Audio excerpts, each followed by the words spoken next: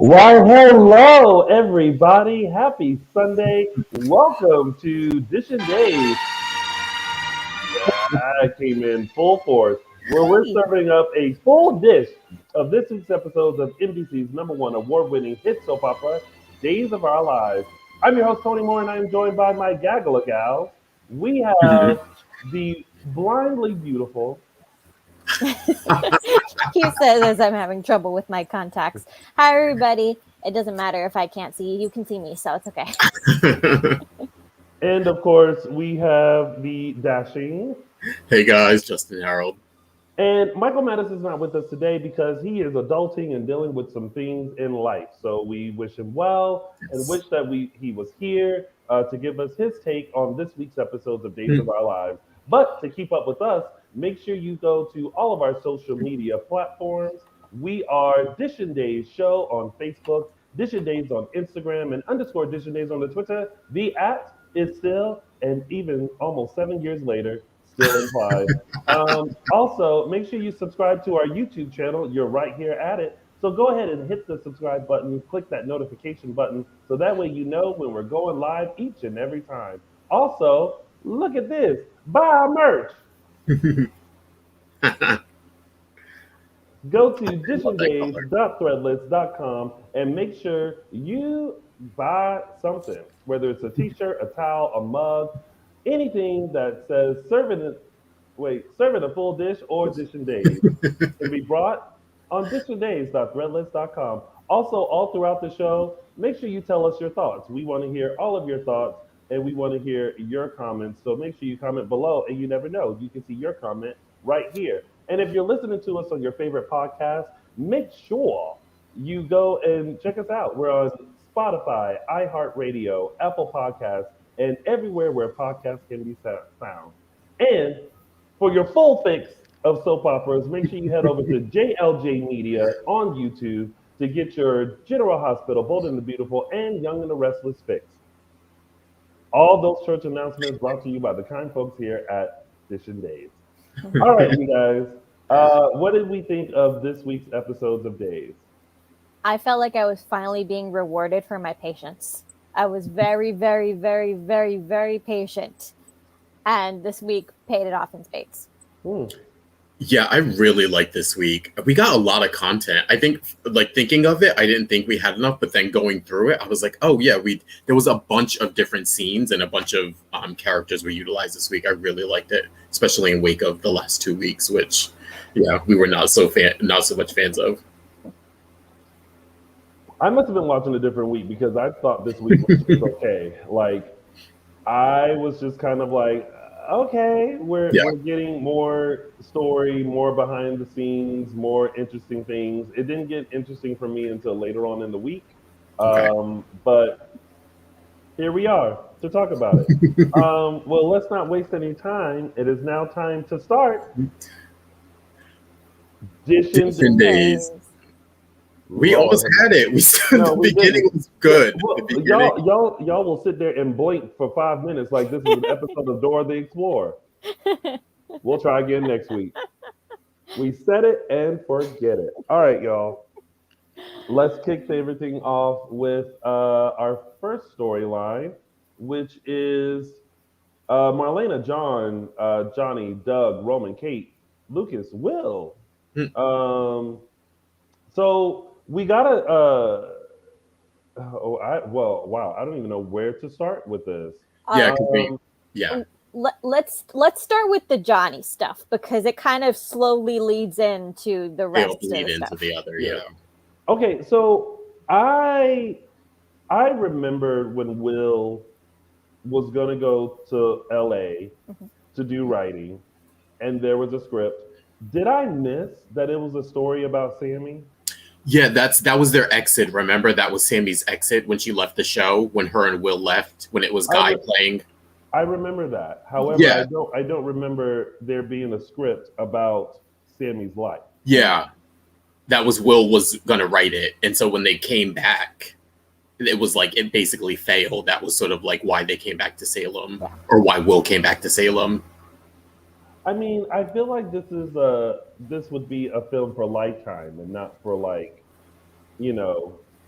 a worldwide Yeah. theater. Hey, people still make money off of Yes. those. This is Yeah. very true.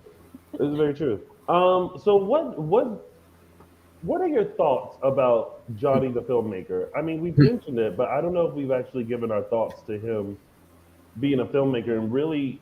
I mean, they kind of dabbled it with Will being a writer, but I feel like Mhm. this is the first time someone in Salem wants to do something so Hollywoody. Yeah. Mhm. What are your thoughts? Um, I'm gonna delve a little bit into the inside perspective here because I know intimately what the difference is between a director and a writer. Two things. On a movie set, on a film set, regardless of how the script is written, the director gets the final say. On a TV set, it's the producers who get the final say. The director's behind the camera, but the producers have the final say. However, there is a reason that high in demand directors are usually co-writers on their films. It's because they are so control freaky that they need every little detail filled in.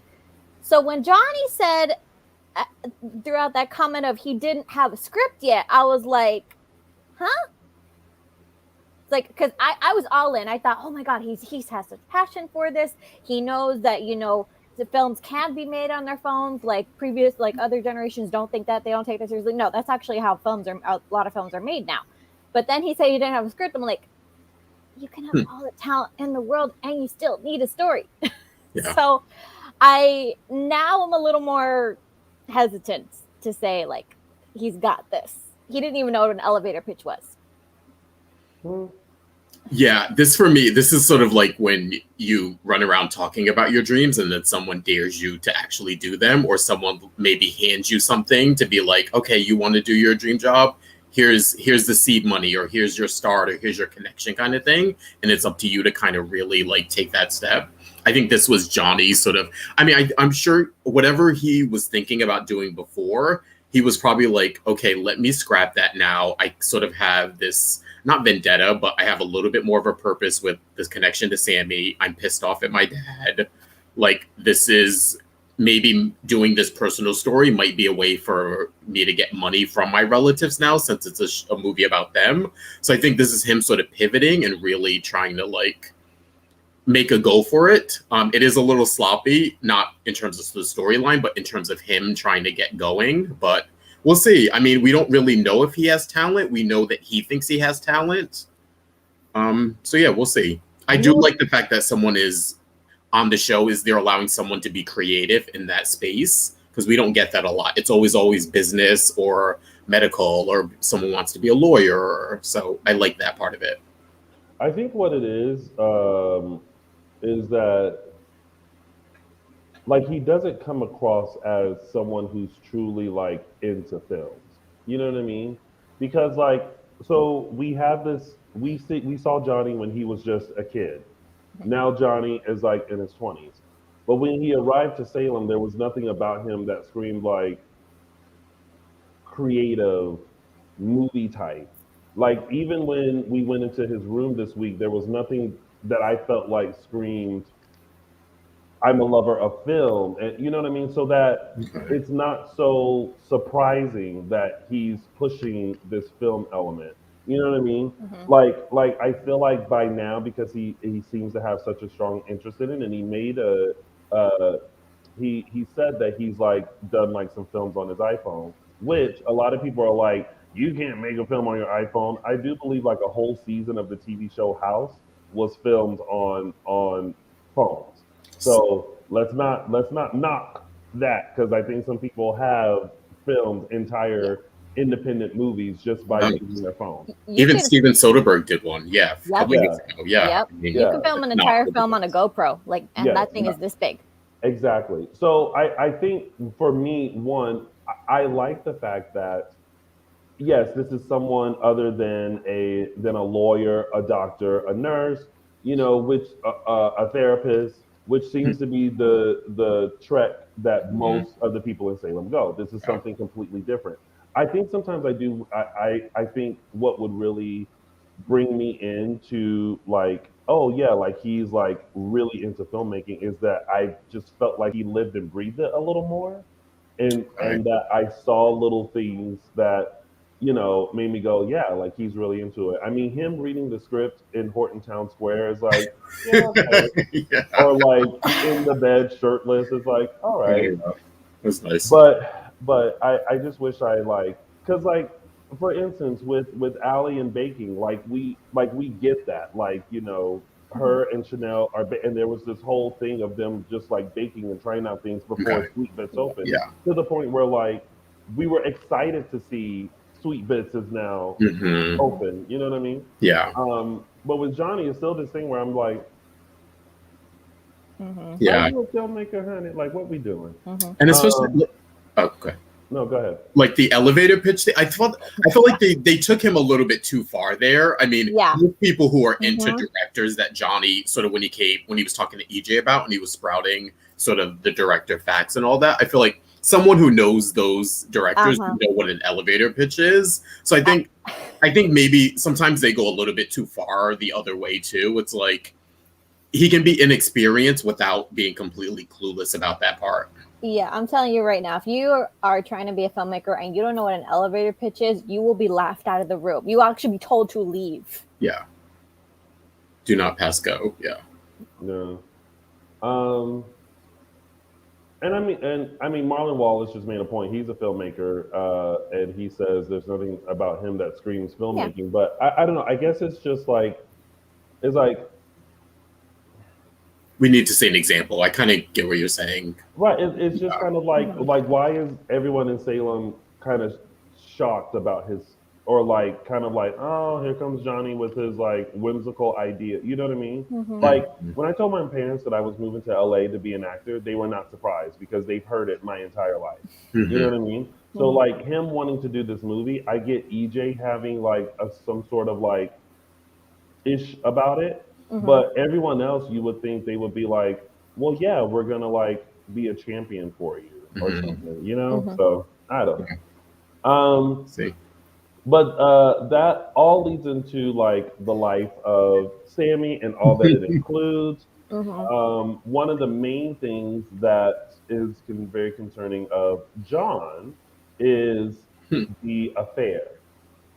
Um, I love the flashback that they did. I really wish that they would have showed Sammy like peeking Yeah, I into the thought I'm door. surprised they didn't. Yeah.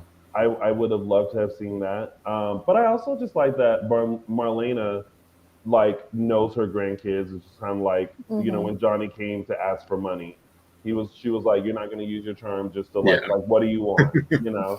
But she seemed very like, okay, well, if this is what you want to do, like, all right. But Yeah. John is the one that was very hesitant about it all. And I didn't know that the affair was the catalyst Yeah. Mhm. of a lot of things, Hmm. including the possession. Yep. And that's the thing that we forget because we Yeah. remember all of these moments in Sammy's life and that happened in the 90s, but we forget how they happened in that sequence of events. Yeah. And so I think that was what drew my attention this week is they kind of in a way reverted back to the 90s format in which they really laid out a sequence of events and then just kind of ripped the rug out from under us in terms of where it was going. Hmm. Yeah. I remembered it came after, but like you, Tony, once he said that, it reminded me of, yeah, it was the catalyst and the fact that she was a bit of a little bit of a pariah there because of the scandal of the affair. And because that left her in sort of this weakened state, it was like, oh yeah, that is how it happened. Yeah. So yeah. Before we get into that side even further, Mhm. let's go back to Doug.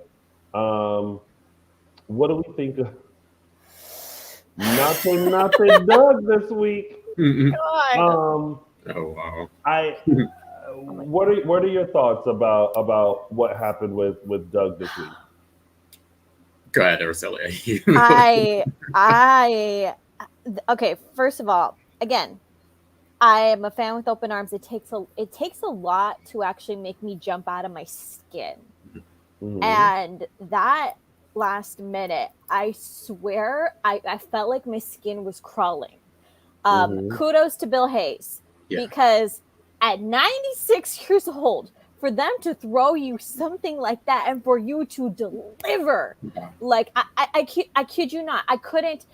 My entire Twitter feed for the rest of the night was that last scene. I couldn't sleep. I was legitimately freaked out. I'm a good little Catholic girl, so that freaked me out. I loved every bit of it. I loved where they. I really loved the Alzheimer part of it and where they were going with that.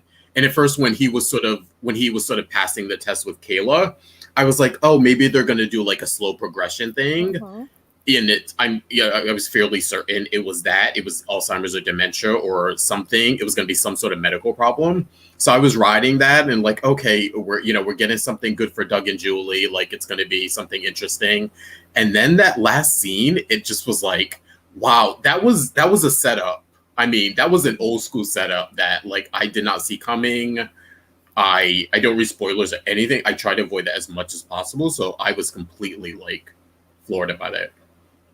Well, I thought I was like, oh wow, we're really gonna watch the character of Doug just kind of deteriorate because he is so old, and when he forgot who Alice was, and and then and then like passed the test, and then I was like, so is he fine? Yeah. But then he grabbed Paulina's ass, which that was hilarious because Paulina was like, Doug Williams, did you just grab my ass? That was a good one. And he was just sitting there like, like leering, yeah. And so then when he had the session with Marlena, I was like, okay. And then that last minute when he was like, do you think it was going to be? Oh, don't do the voice. Don't do the voice. I'm serious. That freaked me out. That so freaked me out. So and Marlena was even jolted. She was like, Yeah. But I will say this, and I'll start, and then I'll ask you guys. Okay. I want to know how you feel about the possession storyline coming back. To be honest, I'm very excited because I didn't see the original. And really? I've always wanted to watch the original. Like whether you're a Days fan or not, some woman or Marlena being possessed by the devil, everybody knows about, right? Yeah. So to see it kind of come back in a 2.0 version, to me, it made me go, oh, this is going to be interesting. You know what I mean?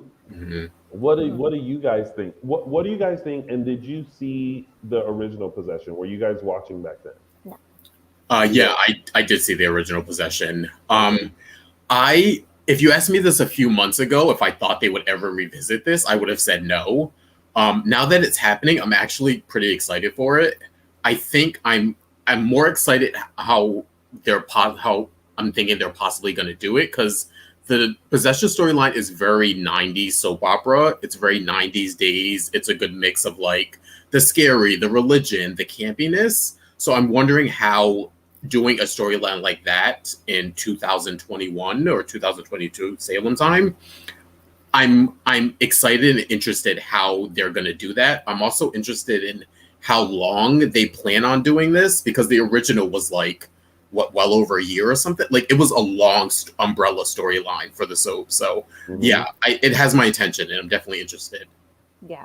And it was, go ahead, Araceli. What do you think? Well, I wasn't watching originally, and again, good little Catholic girl. We stay away. The Shining, all that's like, nope.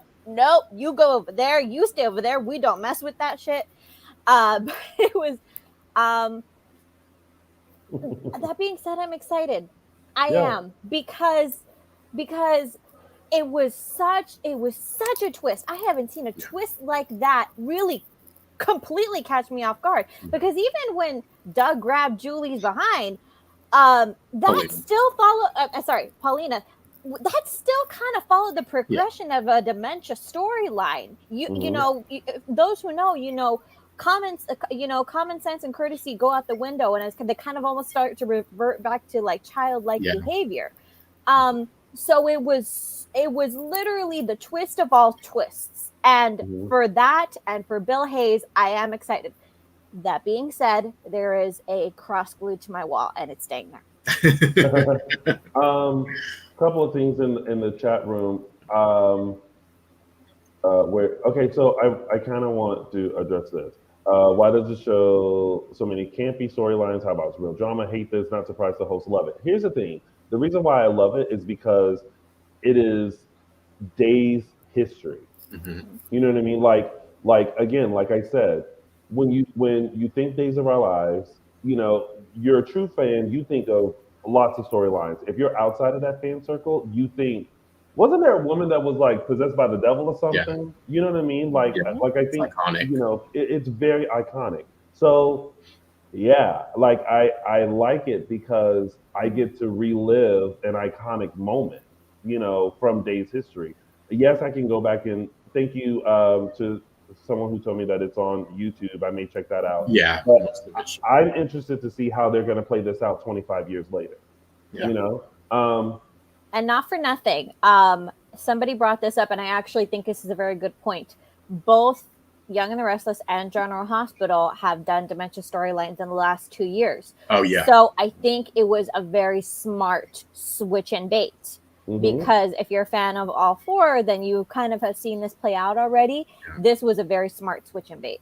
And see, someone and this is why we don't do spoilers here on the show, because someone was like, "Oh, you know, I saw the spoiler and knew that it wasn't dementia." That ruins the whole thing, because this whole time, like, I almost kind of wish that the Something Wicked promo didn't come out. Like, none of that came out. That I was able just to watch Days and you know, see that last minute and go, what is happening? You know what I mean? And then the articles come out, the precursor and everything like that, because then it's, you know, I just imagine me sitting there, you know, watching Days when, oh, Doug's talking to Marlena, oh, okay, you know, me listening, and then all of a sudden hearing, did you think that it was going to be 25 years?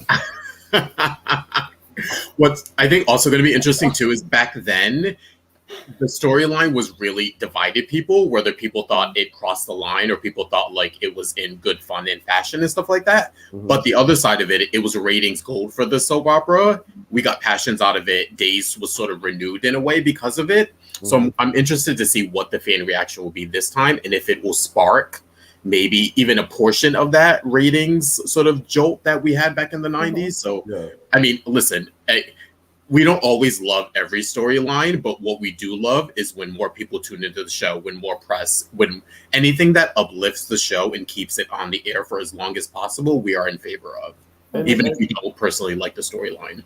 Like, comments like this, I appreciate. So, B. Patterson said, not feeling the possession storyline, but at the same time, I do want to see how this storyline plays out. So here's the difference between like not liking it, but still being like open to it, and not liking it and saying, well, I'm not going to watch this show anymore. I'm going to fast forward through it. I'm not going to I've been watching Days for 65 years, and I'm, you know, like, and that's what a lot of fans have been doing. And it's like, it's not that we're saying you're not entitled to your opinion. It's just that you can say, you know what, I didn't like the storyline then, but I love the show, so I'm gonna like bear through it. Yeah. I mean, listen, at the beginning of the show, when we started Dishin Days, we bared through this. We bared through the White Elephant Blood Diamond storyline. I think we can get through the possession storyline. And I'm sure that storyline had its fans too, you know. I doubt that, but I do want to circle back to, you know, what we said about how in the 90s the possession was part of an umbrella storyline where, you know, it started with Marlena and John's affair, and how it just kind of, it had the possession was the climax almost, Yeah. and the affair was the catalyst, and it kind of just did this like dark web over the whole thing. So it seems like, storyline wise, it kind of seems like that's where they're going with this, and I'm really excited to see how that plays out like this, because I don't think, if they just revisit it like, oh, it's Halloween is coming up and let's revisit this, I'm not cool with that. That's different. But because this is the way it started so unexpectedly, and because it's tying into the next generation, and how I'm really interested to see how it could have consequences for them, because you could see from Johnny's reactions, like, Grandma was possessed by the devil. He sounded almost excited about that. Like, I was like, do you not understand how serious that is? Well, I didn't take it as excitement. I thought it was like, whoa, I never knew that. Yeah, but it's at the same time, it's like, it's the difference between like that next generation, like, oh, like what, huh? It's like, you should be more afraid. John is afraid, rightfully so, because he was there. He lived through that. He's like, this is not a joke. This is not something we want to mess with. Yeah. A lot of people are giving other. A lot of other suggestions of people who should be possessed. They're like, they were like, Ray should have been possessed because he's from Passions. Sammy could have been possessed, so they're giving that. I also want to say really quickly, there's someone in the chat that's saying, like, the fans are entitled to their opinions. You really are entitled to your opinions. I'm not saying that you're not, but what I'm saying is, have an opinion, but don't stop watching, fast forward through, not support the show because you feel entitled as a fan to have your opinion because you've given so much time to the show that you think the show should listen to you and not do the possession storyline. I often wonder, like, I would love, and you guys can tweet us, you can DM us, you can Facebook message us. I would love to know how they would write the show, because a lot of times fans are always calling for Ron to be fired, and like, oh, he's so lazy, and saying all this stuff about Ron. But I'm interested to know, if you were in the head writer position, what would Days of Our Lives look like? That would be and then ask yourself, would it be just as good or not so good, or you think it would be better? Because I personally think everyone just wants to see all their super couples together and happy and just living life in Salem. So we're almost tuning in just to see EJ go to work and Kate, and Roman getting together, and you know what I mean? Like, what would you like? What twists, turns, plot, or like what drama? Do you miss from when you first started watching, or whatever captivated you as a fan, that you're not getting now? To where if you could write the show, like, what would you want to see? Yeah. It's also thinking of it from a different lens. Like, your job as a viewer is to enjoy the show, but when you're a writer, you can't think about, these are my favorite couples, so I just want to write for them, or I want to see these two characters together, so I'm just going to magically put them together. Like, you have to write a show that airs 5 days a week, roughly 30-something, 40 minutes of content a day. Like, that's a lot. It's a big responsibility. It's not everyone loves everything, but it's about keeping perspective of, if Days is a show that you love, you want it to stay on the air, even if the head writer you don't love, or you like a past head writer, or you like certain actors or whatever. Like, the goal is to keep the show on the air for the most part, as long as you're enjoying the storylines and you're liking what you see for the most part. No one loves everything, but some perspective and constructive criticism, I think, is the way to go. Ron gave us Beyond Salem, so I am not going to critique anything. And I am looking in the chat. A lot of people are giving like their thoughts on what they would like to see Um, and I'll show some. This person mentioned more 80s adventure like ISA stuff with Shane and like the Cruise of Deception, super villains, super couples, which, I remember there was a Mhm. time where it was always Stefano and Victor and like all of their shenanigans and stuff. Patrick TV would love to just see inspirational stories that people Mhm. can relate to. Okay. Freeman Griffin, and I'm actually interested in seeing this post. Um, Oh, he said he posted a long thing on Gold Gold Derby, yeah. Is it Derby. Gold Derby? Yeah, Yeah. yeah, Yes. I know that's it. Yeah, Um, and so guys, that is all very constructive criticism, and I guarantee you that's the kind of stuff that writers pay attention to. Yeah.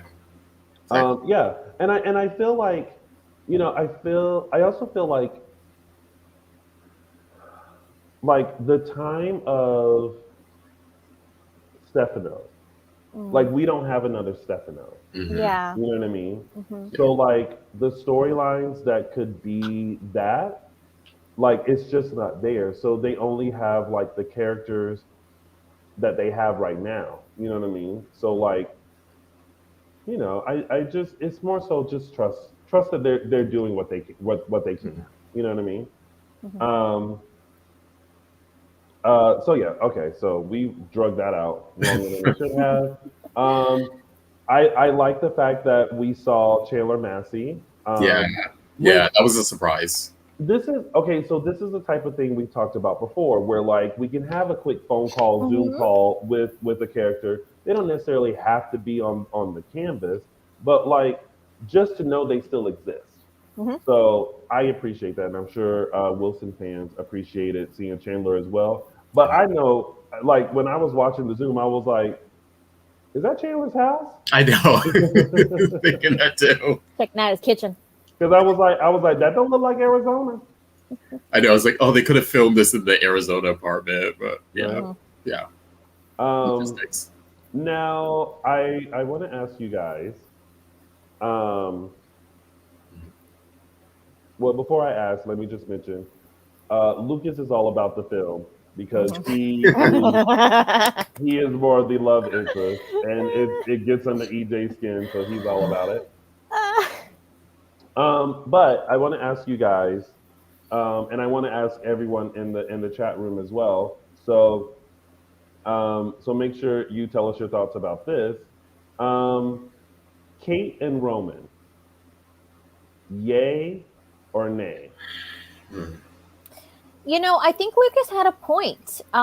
Roman kind of was Kate's best match in the way that he was he Kate unfortunately has a track record with men where they like to control her or they like to put in their opinions about her life and her decisions. And Roman never really judged her in that way. He never quite judged her for being ambitious. He always knew where she was coming from with her children, even when she disagreed with him, even when she was actively going after his own daughter. Mhm. And they still ended up married. Mhm. So I see where Lucas is going with that. Oh, go ahead, Tony. Were you gonna? Oh no, nothing. Go ahead. Oh, I I'm kind of interested. I think part of it is that when they originally put them together, when they finally had them married, is when they separated them, and by the time they brought them back together as a couple, the sort of spark and the interest was kind of all gone. It sort of fizzled for them, so they quickly sort of ended that relationship. So I think part of me is interested in like, oh, if they had given them like a solid chance as a married couple. Mm-hmm. So I'm kind of want to see that, but part of me also thinks like how much will they have to either change the character of Kate to sort of adopt to being with someone like Roman? And I don't know. Part of me thinks like it'd be great to see it, and part of me thinks like, oh, too little, too late, kind of a thing. So Is it too little, too late in Salem? Nah. No, it never is. Side note, he Israel Bear is right. yes, I like how Kate refused to invest in Johnny's Hills because she wanted to keep them checks. Yeah. That's good. Um, I know that we're Johnny's film now is like surrounded by the possession storyline, but I really need to know, and I think I've heard several people say this. I think we need to know: does Johnny know how he was conceived? Because that seems to be the big elephant in the room that no one was bringing up. I get that Lucas is being gung-ho about being an investor in the movie and he's love interest, but does Johnny understand how Lucas was phased out of being Sammy's love interest and how his own father came in? Because that seems to be, once we get through whatever is going on with Marlena and Doug, that is going to be, I can't imagine that not being a problem. Kelly said she thinks Johnny will find out if he doesn't already know. I think that's the thing with the Sammy Brady story. I think if it goes further, it will uncover a lot for Johnny and Allie, and I think they'll find out a lot that maybe they didn't know. Yeah, Tony, what was your opinion on Roman and Kate? So I remember they were together during the whole Salem stalker thing, and Kate kind of brought that up because at their wedding, that was when Roman was killed. I never had like an issue with them, and even growing up, there was never a moment that I was like, "Oh, I wish Kate and Roman were together." But I think there is something about the simple man. Yeah. For a woman who is so strong and independent, I think it then makes her feel like I don't have to be this powerful woman all the time. I have this, I have someone that will let me be that, but then will probably also make sure that I'm taken care of. Yeah, so I think it could be something. yeah. I'm glad you brought that up, Tony. That differentiation between that she can have both. She can have her ambition and she can have her peace of mind at home, and that's what I think has always been missing in Kate's other relationships, is that inevitably her partner would always try to squash her ambition or one up her. Oh, someone just pointed out Johnny is named after John. I thought Sammy disliked John. I think she got over it at one point. That was the point where her and John were getting along, actually. Yeah, it was in like 2000. And then they immediately killed it. Yeah. In 2007, it was that time period. It was that brief time period, remember, where they thought John was dead? Yep. Yeah. All right. Well, that pretty much covers all of that storyline, right? Yeah. I'm scared. That was a lot. Yeah, that was a lot. Yeah. Araceli, why would you be scared of something? Stop doing that! No, I mean, it's a testament to you, Tony. That actually is a very good impression. Yeah. But seriously, I didn't even know I had that in me. Yeah. New talents for terrorists. Hey, voiceover work gets paid a lot of money. Oh yeah. This is true. I just like when he just came in and was just like, it took 25 years for me to get back to this. Also, another thing, dopey. I just want to add, if you didn't see for those who didn't see it the first time, it wasn't just Marlena too. Sometimes the quote unquote devil would jump to different people. So like at one point it was Kristen, at one point it was different characters too. So for people asking like, oh, I would have wanted it to be someone else, that could possibly be something coming up too. Man. I mean, so people are like, they like the impression. I now kind of hope like someone like takes a video of me doing the impression and then tweets it out, and then like everyone can rate it. Oh, that'd be good. Oh, yes, someone in the chat work up. Yeah, sure, it'll be done by the end of the show. They're like, can Tony do the voice for the rest of this episode? I'll pick points and times to do it. I don't want to scare Araceli too much. I can't. I mean, again, Tony's very good at it, but the fact that he's a little too good at it for Yeah. Don't worry, Araceli. It's just me. Okay. I think I just have to retrain my brain and pretend you're Barney. All right, so let's move on to the next storyline. We have Callista, Bonnie, Justin, Steve, Harrison, and Rafe.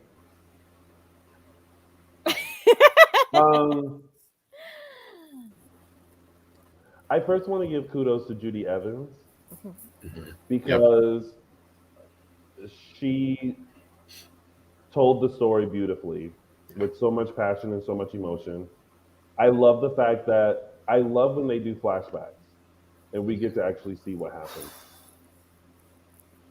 I think that was necessary, to tell you the truth, because everything we talked about, how Callista's entrance just felt so disjointed that it didn't really fit. And I feel like that flashback combined with finally bringing in Bonnie's history and the fact that she took the rat for Mimi all those years ago, sewing that all in together, I was like, okay, all right, I'm not going to be mad at this storyline anymore, because it was woven in together very, very concisely, actually. And I think it was only done in one episode. Yeah. Yeah, this is what I wanted. This is what I wanted from this storyline. I think all of us did.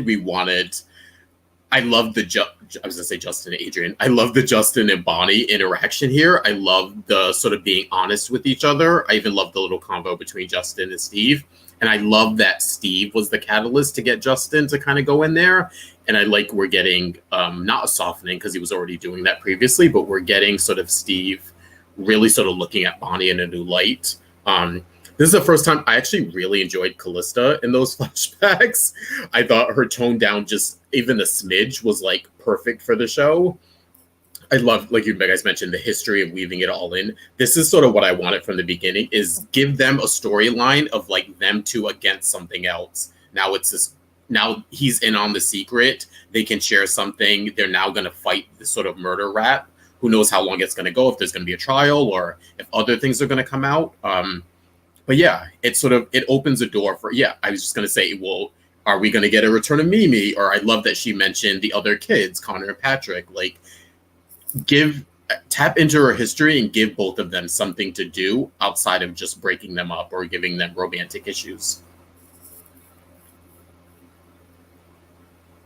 I wonder if I would feel differently about this storyline had I seen this flashback beforehand. Fair. Yeah. I am struggling to find the significance of it. Okay. You know, like, is it? Yeah. Was it to break them up and bring them back? Yeah. Was it to, like? I'm trying to figure out what was, like, you know, him coming in and, like, you know, listening to everything and having a better understanding of Bonnie and still loving Bonnie. Like, I appreciate all that. But was it needed? Because I feel like it was a struggle enough to have people accept Bonnie for what she did. Brad K said to redeem Bonnie more, but I almost feel like maybe this could have happened before the wedding. I don't know. Like, and the actress that played Callista, love her. Like, she's so good and so funny. That I really, really wish, oh boy, this is fan rewriting stuff.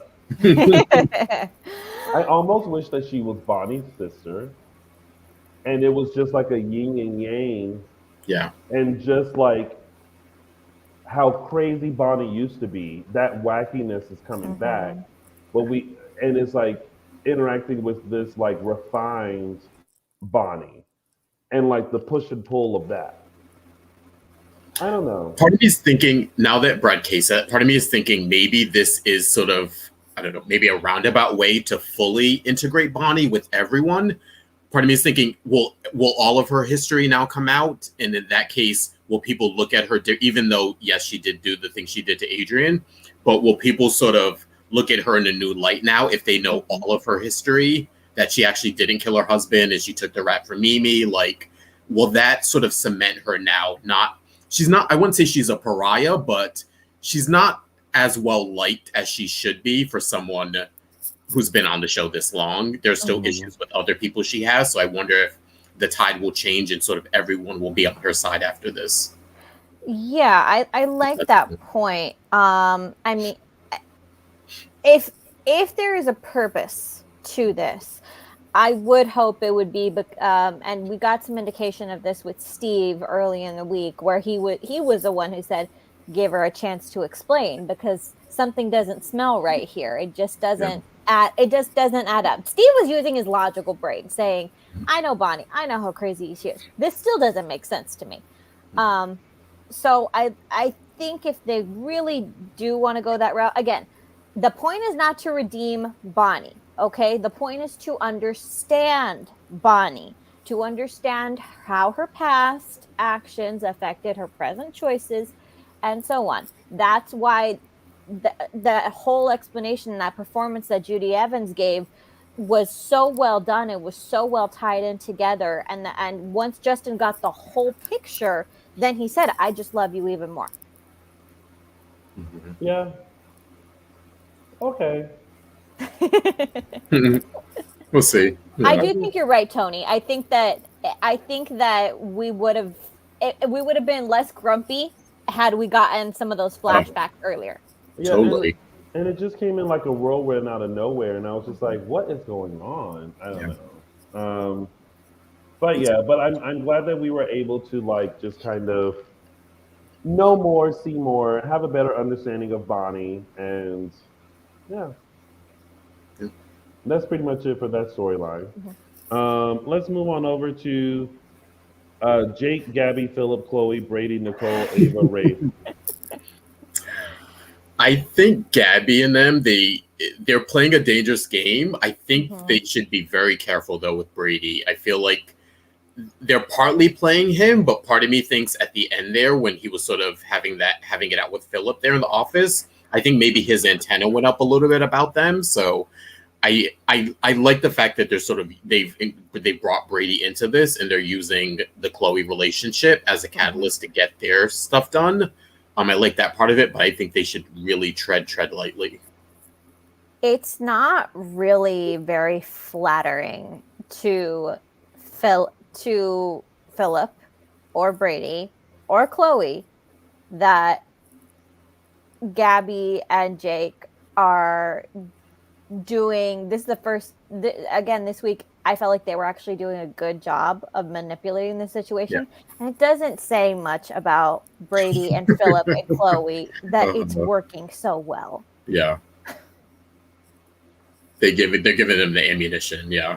Yeah. It's like you guys just made this way too easy.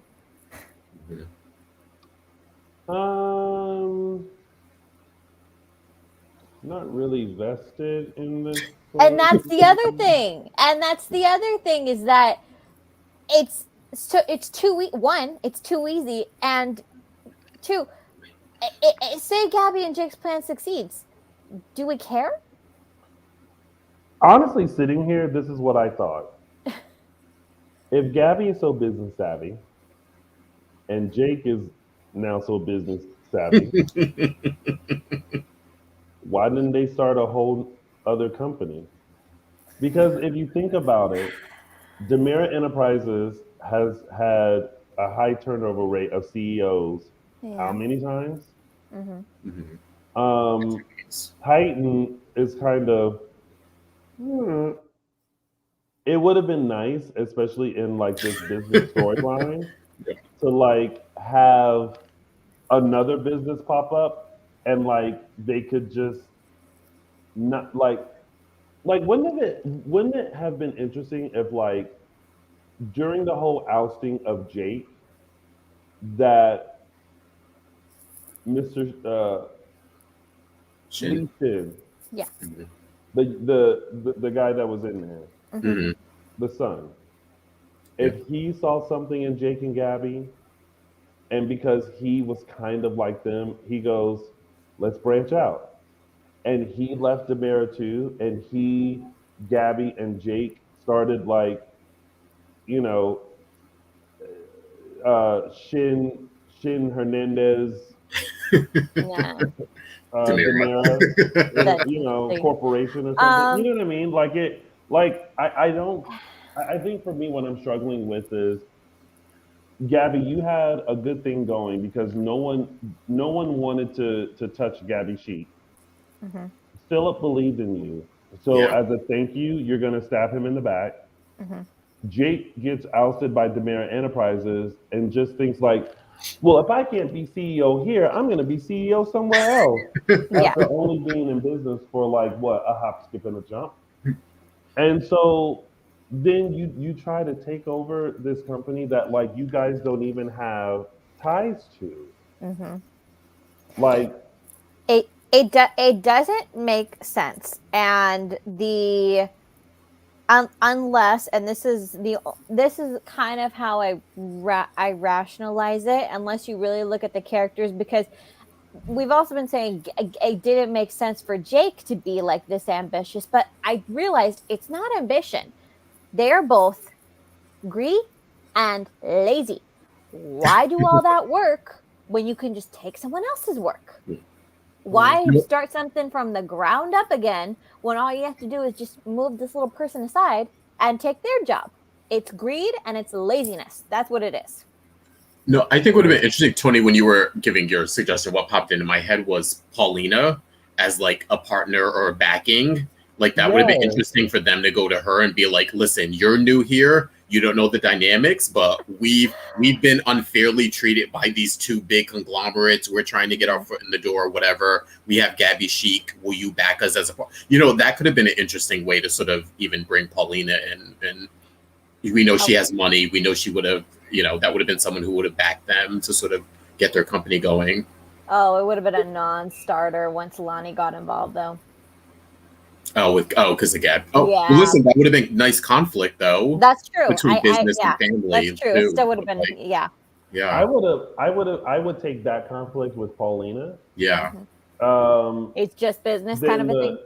Then I would take that over her trying to get rid of Horton Town Square. Yeah. And being Lonnie's mom. Yep. I still kind of like the Lonnie mom thing. Yeah, me too. Speaking of, since we're done with that, before we go into that, just want to remind you guys to please take a second and follow us on all social media platforms. We are Dishin Days Show on Facebook, Dishin Days on Instagram, and _Dishin Days on the Twitter. Also, please make sure you subscribe to our channel and also listen to us on your favorite podcast station. We're on iHeartRadio, Spotify, Google Play, Apple Podcasts, amongst others. And also, buy some merch from us at dishindays.threadless.com. There was something else and please spread the word about Dishin Days. If you're a part of any Days of Our Lives groups, Facebook groups, Twitter groups, Instagram, Snapchat, whatever, please tell all your friends and all lovers of Days of Our Lives to come on in and join us every Sunday at 3 p.m. Pacific Standard Time, 6 p.m. Eastern Standard Time for a full recap of this week's episodes. Because as always, we want to hear from you. So make sure you always comment below. All right. So now going into Paulina, Abe, Lonnie, and Marlena, I was actually very surprised that Paulina told Marlena about the secret. Anyone else? It felt like she. I mean, I knew she needed to unburden herself, and Marlena will keep this secret. Oh wait, ooh. Then, unless she's possessed, and then she might not. But I'm getting ahead of myself. I'm getting ahead of myself. I thought the same thing. I said, "Oh, that's interesting." The keeper of the secrets. Boy, yeah. But we'll see if that happens. But regardless, it was a terrible. I really don't like. Of all the therapists in the world, I know that Marlena is a good person, and she will keep this in the vault within her own power. But it's a terrible position to put her in because this is her friend of 40 plus years? Yeah. decades she has known this man, and now she is in possession of a whopper of a secret that affects his life. That's a terrible position to be put in. Yeah. Well, oh, go ahead, Tony. No. Go ahead. I was gonna say it's also the occupational hazard of you allowing your friends and family members to use you as a therapist. Like, I mean, that should be number one that she should have kind of referred her. Again, she obviously had no idea what Paulina was going to say. But for me, I like the fact that Marlena was roped in here. I think we needed someone else into this story or someone else in on the secret to sort of give some sort of perspective. Marlena can only do so much now because she's, well, we'll see. Yeah. Like I was with you, Araceli. Like my first thought was, I was like, nobody tell Marlena anything. I didn't even think of it. Yeah. Because she about to. Hello, everyone. Gosh. Okay. Yeah. So, but I don't know. I just still. I don't know that I struggle with that because again, like the everything that we know about Lonnie and Abe and everything has now changed, and it just again I still don't fully understand how Abe was roped into it and how Abe believed it, and there hasn't been a question since now. So I trust that it'll all come together right now. Yeah. I'm confused.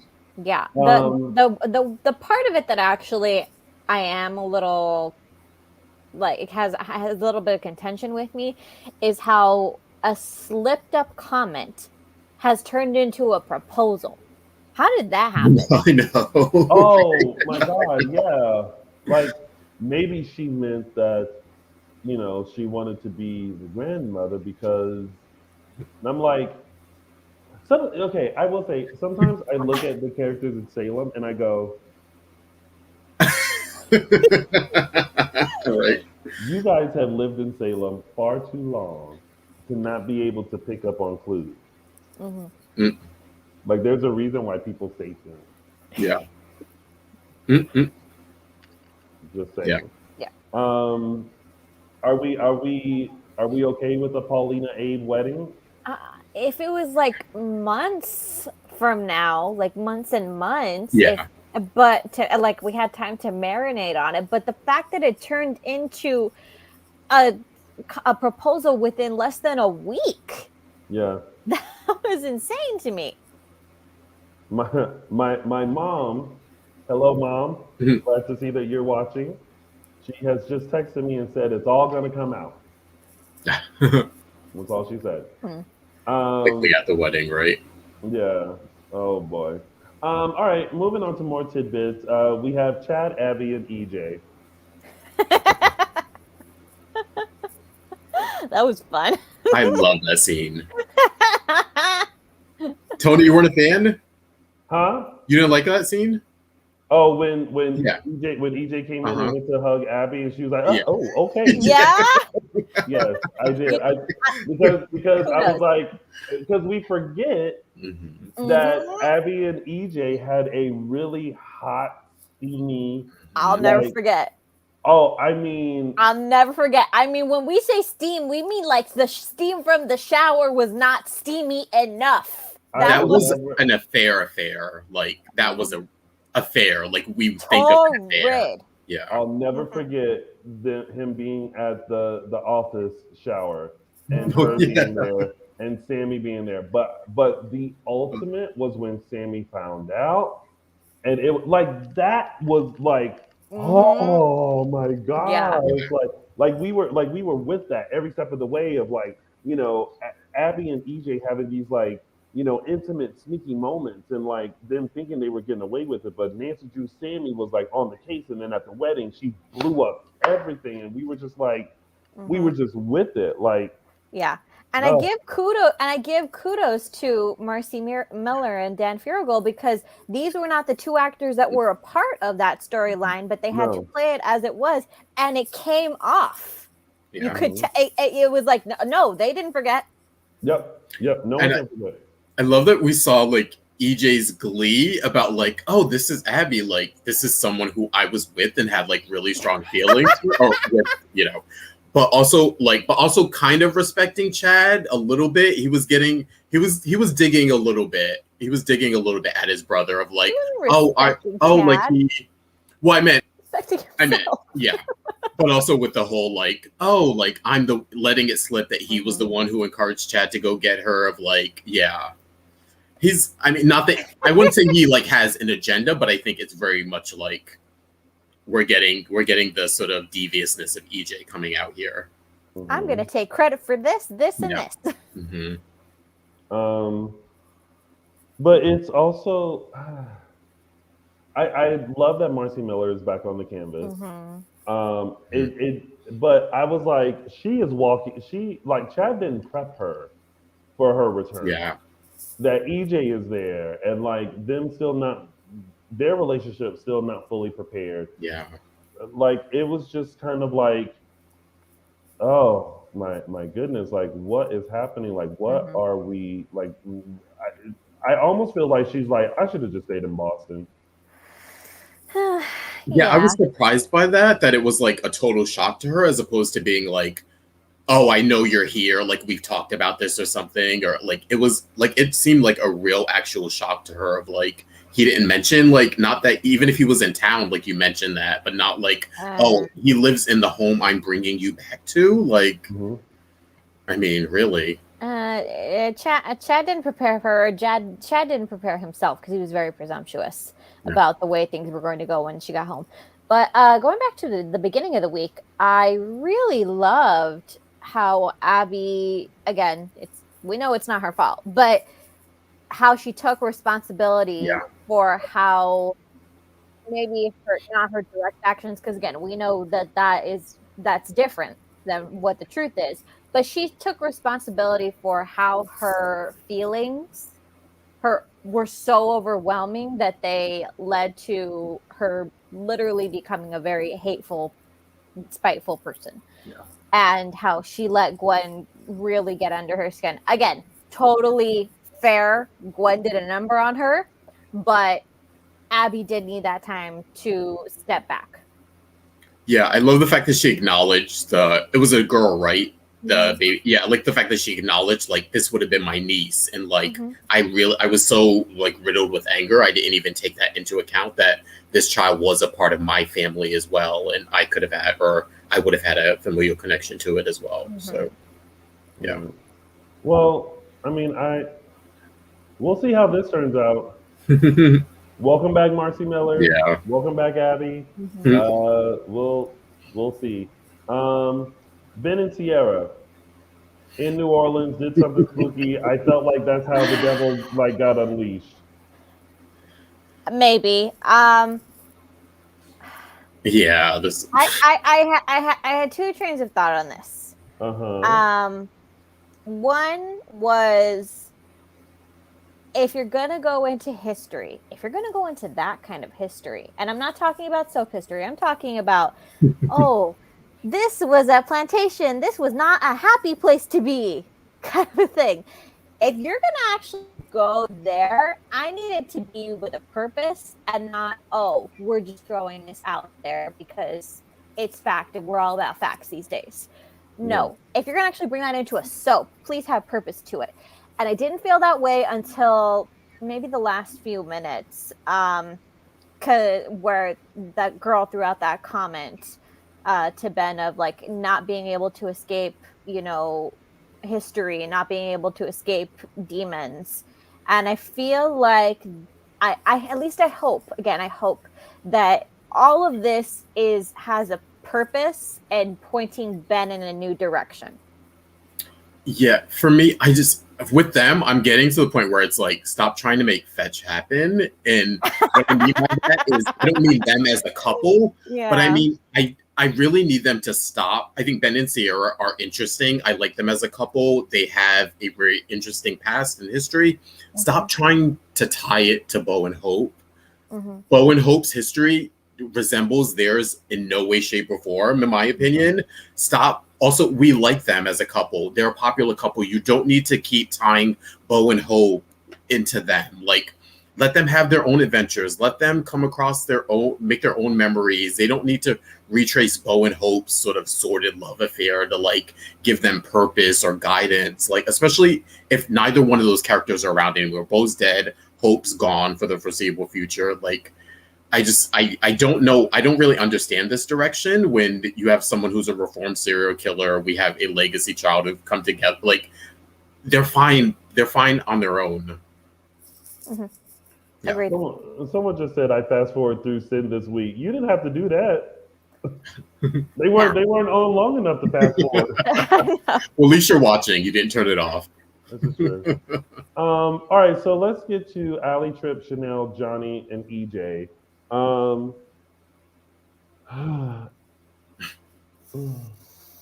Only thing I found interesting was the whole proposition of Allie playing Sammy. Everything else was tired and a redo of everything. Do we think that's actually going to happen, though? I think it'd be interesting to see if they actually went forward with setting up sort of some movie and then we got to see it maybe play out maybe a little bit. It could be interesting. Again, this is not much to talk about this week because all of that has yet to unfold. Again, we need to know what Allie and Johnny do and don't know about Sammy, because they know their mom. They know she's a mess. She's a hot mess. She always has been. And it's now evident that they do know that the catalyst for Sammy's entire reign of terror was John and Marlena's affair. Okay, that much they know. But there's just so much. There's so much in Sammy. Like, there's so much. Yeah. So it's just how deep are we gonna dig here? I think it's so interesting you guys bring that up too. I didn't really think of it. Like, when you think of it, you remember like, oh, everyone just knows everyone's history, but they don't. Or sometimes you know certain parts of your parents' history, but you don't really know the context or like the whole story. Plus, you remember these kids were taken from Salem when they were very young. So whatever they heard could have been just either in passing, or it could have been like, this was a wild time in our life and our relationship. But to see it in a script or to hear people describe what actually happened and what your parents and Lucas and everyone sort of involved did back then, that could be pretty interesting to explore if that's where they're going with this. And again, Sammy's history didn't stop once Johnny and Allie were born. Yeah. Anybody gonna bring up the fact that Johnny's mom shot Johnny's dad in the head? Yeah. When I tell you in this thing, they're gonna hopefully learn a lot. But again, it also depends on what Will knows and what Sammy told. Will knows everything. Here's and that's the unique thing, is that Will was around for all of it. Unfortunately, Will was not well protected, well shielded from any of this. He knows pretty much everything. Whether or not that's in the script that he wrote is a different story. Mm-hmm. Also, someone brought this up on another chat room or something I was looking at, and they were saying that script too could be interesting, because remember when Will wrote it, he wasn't in the best place with Sammy. This was sort of during that time where they were at odds. And so even though he wrote the script, it was also the time of them, it wasn't like he was sort of in sort of the beloved son role. So it could be interesting not to have a certain bent on it, but it could also be one of those like, I can actually tell it all here because me and my mom have gone through this, so I can put everything in there. Yeah, Will has a very different relationship with Sammy than the other kids because he was raising Sammy as much as Sammy was raising him. Yeah. So yeah. So now I want to read that script. I actually want to read the script. I'm really like, if somebody actually, there's an actual document, send it to me. I want to read it. I mean, I wish I was in Horton Town Square reading it with Johnny. Laying across his lap. Read it to me, Johnny. I'll just read it to me, Johnny. Take a shirt off. I will say this about Allie, Tripp, and Chanel. I want them to make a decision. Because at this point, I want Either Allie just to really decide that she's with Tripp and just allow Chanel to be with Johnny, or if Allie's just going to be honest and say, you know what, I want to explore something with Chanel. Yeah. Mm-hmm. I feel like I'm at this point because I don't think I keep wanting. I like Allie and Johnny's relationship, Mm-hmm. and I don't want it to be muddled Yeah. because of her jealousy of Johnny being with Chanel. I'm with you. Yeah. Yeah, so I just kind of want it to be, what are we doing here? Yeah. I can tell you what I'm doing here. Exactly what all these other fans are probably doing, sitting at home rewriting all this stuff. I'm like, this is what I want to see. I'm a dedicated fan Do you listening. see Tyler's comment? What? No. It'll be on Hallmark, and Sammy will be played by Allison Sweeney. Sammy Brady's life is not a Hallmark movie. It is not at all. Yeah. Because there is no apple pie mystery for Sammy Brady. You could literally put that on a plaque in the Brady pub. Sammy Horton's life is not a Hallmark movie.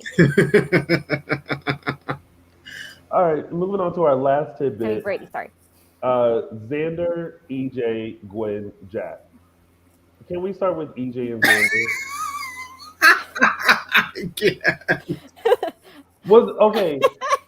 Was there a moment where anyone was like, "Why are y'all fighting?" Yeah, it was and not just like just one quick punch here, like full on like. That was a real fight. Yeah, and I'm like, EJ, like this is the guy, like he might have taunted you or whatever, but he's the one that like brought you back to life. Like, what is going on? That felt more like the ultimate boys will be boys moment to me, honestly, because it was like, this serves no purpose. It seems like y'all guys, you are mad at the world and you just want to punch each other. That's it. That was all I got. I don't know what they're doing with EJ. They're really sort of revving up for something. He has this stuff with Johnny. He got this contentious relationship with Chad. You're now throwing Abby in the mix. Sammy's gone. He's possibly getting a divorce. Now he's sort of like really just starting this trouble with Xander. Like, honestly, for $1 million. Xander will have the case, basically what they say, it just got cleared. So Xander was like, I can get you your money in an hour or something. But like, he didn't want, like, none of this kind of makes sense. Why he's so fixated on this whole principal thing. I don't know if it's a reaction because it's tied with Sammy, this money. Like, it's all strange. You just hit the nail on the head, and I'll add one more. He is frustrated in several ways. And who was surprised EJ won? I was like, I don't know about that one. I was like, we're really gonna pretend EJ won this, or that EJ would beat Xander? Okay, we're gonna go with that. All right, but maybe it was also the sort of like, I don't know, the adrenaline or EJ sort of coming back into his own. Maybe, I don't know. But I was kind of like, I don't know about that one. Is it really EJ would win that fight? Okay. And then moving on to Gwen and Jack. I'm just gonna say, I just wish Gwen would have just said, "Hey, I lied about this," and maybe Jack be upset, but then not be upset, and everything just kind of be on the mend. This storyline is dragging out longer. Yeah. It's too, like, I'm like, she's like, I was a prostitute. And I'm like, girl. Oh, gosh. You know, the whole time, why don't you just kind of tweet this storyline and just say, like, you slept with him and scammed him or something? I thought, like, oh, that would have been because her issue was like, oh, I don't really want my dad to perceive me as a prostitute. And I was like, okay, well, just say you scammed him, or like you stole from his wallet when you woke up the next morning. I felt like that could have been easily, like, I don't know, but maybe they needed something to really hold over her head, so it had to be prostitution. But also, like, why would, like, he would be admitting that he was a John, like, I don't know. No, it still doesn't really make sense. Unfortunately, it does make sense. It makes a little too much sense. suspending the thought that the logic that Gwen actually has never prostituted herself. She's done everything but. Yeah. So logic. So of course, to Jack, of course he believed it. Given her background, given everything, of course he believed it. It was a stupid lie that made too much sense. That was the thing. It fit. And it was like, of course it would work. And again, Jack brought up his own history. Yeah. Given Jack's history, of course it worked. It worked too well. That was the only part I liked in tying in Harper with it, in the history of Harper killing prostitutes. And I thought that part was really good, but yeah, sure. But I'm just like, I feel like, again, it could have been very understanding that that she was very angry with Abigail, and so she wanted to get back at her. And now she just realizes that she can't hold on to this hate anymore. She can't hold on to this lie because she's seen what it's done again. And she just doesn't want to be that. And Jack say, be upset and unhappy that she did it, but glad that she just told the truth. Yeah. The only way I know that this makes sense is that Gwen still doesn't trust in Jack's love. She doesn't trust. They've done a good job of building up their relationship, but she still doesn't trust that he would forgive her for this. He doesn't trust that he would stand by her and Abigail at the same time.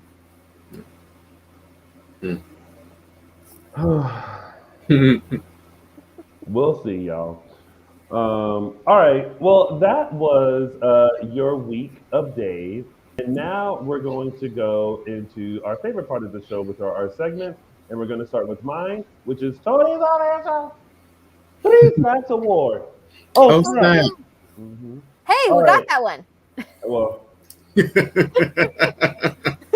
all right. So my 3 Snaps Award goes to Bill Hayes as Doug Williams. I was living just for how he was this week, with just the whole storyline of just not remembering Alice. The top for me was pinching Paulina's ass, and then later on turning into the devil for Marlena. I had to give kudos to him. So Bill Hayes, Doug Williams, you get Tony's official 3 Snaps Award. Oh snap! Yeah. Close.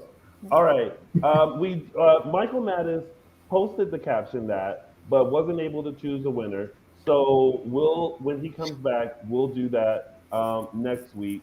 But now it's time for those were the days. And very, very fitting this week, I decided to take you guys back to September 16th, 2014, where Chad confronts Abby about her illicit affair with EJ, his brother. Once I saw this, I was like, oh, I have to choose this considering this week.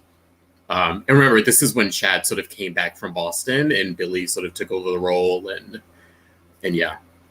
which he was in. If you guys remember, he was actually in Boston because he was injured because he took a bullet for EJ. So coming back to find out his beloved brother, who he took a bullet for, had an affair with his ex, was definitely some good scenes there. And that was September 16th, 2014, when Chad confronted Abby about her affair with EJ. And those were the days. And now it's time for It's a Gift. Now I know everybody wants. I've heard several people say they think they know what this week's It's a Gift is going to be.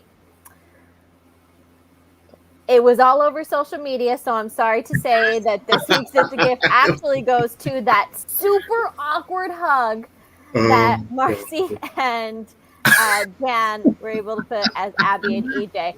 Because it's like, oh, get away from me. Oh, get away. It's like, oh, I don't want you to hug me. And I give it to them because these two actors were not on the canvas for that storyline, but that one, just said everything. Yeah. Perfect. And of course, that was It's a Gift. And now it's time for some news and gossip. Yes, we're going to start off with a lovely candid shot from former Chanel, Miss Precious Way. She's on the set of her new TV show, Queens. For those of you who don't know, this is the show. ABC's been promoting it with the former all-girl hip-hop group who comes back together, and now they're middle-aged. It's the one with Eve and Brandy and Notori Naughton. So Precious is playing Brandy's daughter, who she tries to reconnect with during the series. So yes, you can catch Precious Way on the new show Queens when it premieres October 19th, ABC, excuse me, and we'll let you know. Yes. Yeah, we'll keep you informed on that on their episodes. Yeah, moving forward with Mr. Carson Boatman. Not only does he play Mr. John DeMera, but he's also an accomplished country singer, and he has a new single coming out the 21st, which is Tuesday, called Name in Your Phone. And I just had to pick these. I'm sorry, Michael Mattis isn't here, but yes, I thought he would kick out of some of these shots. So yes, and you can catch Carson's. He'll go back. Yes, you can catch Carson's new single dropping again Tuesday, the 21st, on all streaming platforms. Name of the single again is Name in Your Phone, so check it out. Moving forward, we have another virtual Q&A. This one, Mr. Zach Tinker, the new Sonny Kyriakis, takes place next Saturday, the 25th, 12 p.m. Eastern, 9 a.m. Pacific Standard Time, hosted by our very own Mr. Tony Moore. Spectrum Celebrity Events. Tickets are still on sale, so go to spectrumcelebrityevents.com for tickets and information. Yes. Oh, who froze? Last but not least, we have a smaller intimate meet and greet with Mr. Eric Martzoff. He is doing a review of Mamma Mia on October 22nd here in Thousand Oaks, California. Also, after the concert, with the ticket, I believe, comes the concert. Plus, you get to do a private, intimate meet and greet with Eric and I believe 9 other guests. So yeah, all tickets and information, you go to eventbrite.com, search under Star Image Entertainment. All right, and that was your news and gossip. Shout out to Matt from Spectrum Celebrity Events, who is in our chat right now. Always great to see you. We had a successful one with Lucas Adams it was Saturday. So hopefully you got to see that. All right, before we head out, we are going to give you guys a sneak peek as to what's to come this fall on Days of Our Lives. So, what should we do this fall season? Say the word and I will romance the hell out of you. Prepare to be wooed. I would do anything for you, you know that. My aunt and my dad are getting married. Let's get this show on the road. Your boyfriend was a hitman. You smug son of a bitch. You loser. You asked Lonnie to be your maid of honor? Are you seriously asking me out on a date? So let's do this. Let's make a baby. Are you all right, Marlena? Doc, you okay in there?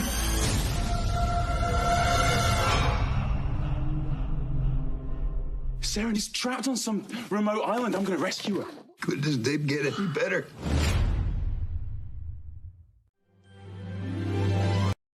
Okay, hold up a second. I did not see those last 5 seconds. Oh, wow. What? You stopped it. Wow. No, I didn't stop it. No, I've been paying attention.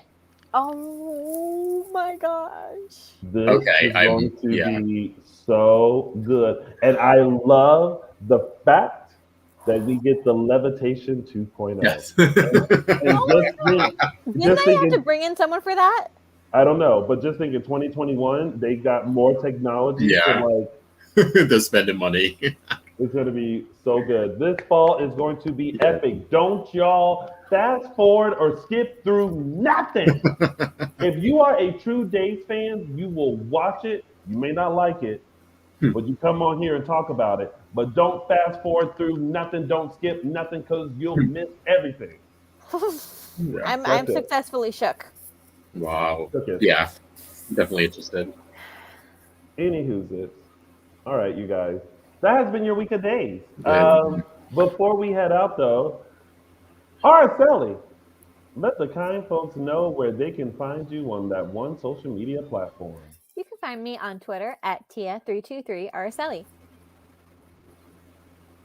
There it is. Justin, let the kind folks know where they can find you on your one social media platform. You can find me on Instagram at Justin Lee Hareld. And of course, you guys can find all of us on Dishin Days Show on Facebook, Dishin Days on Instagram, and _Dishin Days on the Twitter. And you can find little old me at Lounging with Tony on all social media platforms. We want to thank you guys so much for coming on and chatting with us. We will see you next Sunday for another full dish of next week's episodes of NBC's #1 award-winning hit soap opera, Days of Our Lives. Until then, have a wonderful Sunday and enjoy the rest of your week. Bye, everybody. Bye.